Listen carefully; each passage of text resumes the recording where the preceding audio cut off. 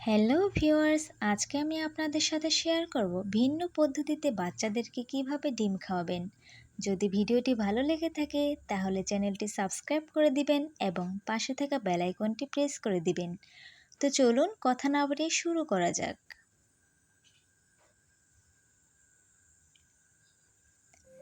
এখানে আমি একটি দেশি মুরগির ডিম নিয়েছি। এখন আমি এটাকে মিক্সিং বলে ফেটে নেব। আপনারা চাইলে এই হ্যান্ড উইক্সটি দিয়ে ফেটে নিতে পারেন অথবা কাঁটা চামচের সাহায্যেও ফেটে নিতে পারেন।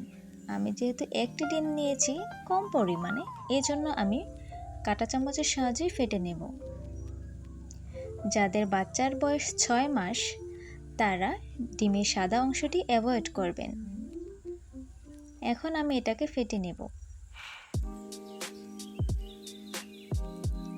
কিছুক্ষণ ফেটে নেওয়ার পরে আমি অল্প পরিমাণে পানি দিয়ে দেব।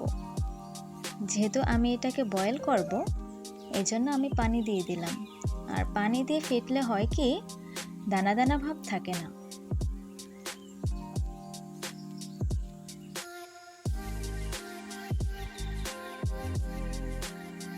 এভাবে কিছুক্ষণ ফেটানোর পরে আমি একটি প্যানে এটা ঢেলে দেব।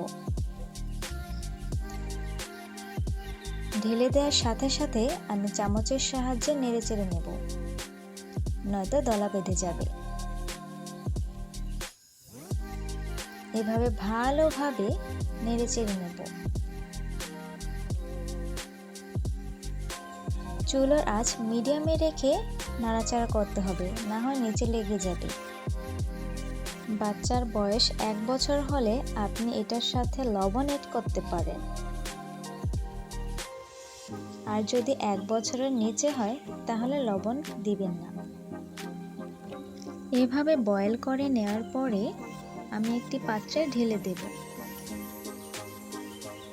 এই তো হয়ে এসেছে। এটা বাচ্চার খিচুড়ির সাথে অথবা সুজির সাথে মিশিয়েও খাওয়াতে পারেন, অথবা ফর্মুলা মিল্কের সাথে মিশিয়েও খাওয়াতে পারেন। এভাবে বাচ্চাকে ডিম খাওয়ালে আরেকটি উপকার হয়, সেটি হলো বাচ্চার পেটে গ্যাসের সমস্যা কম হয়। যে সকল বাচ্চারা সিদ্ধ ডিম খেলে পেটে গ্যাস হয়ে যায় তারা এই টিপসটি ফলো করতে পারেন। ধন্যবাদ আমার ভিডিওটি মনোযোগ সহকারে দেখার জন্য।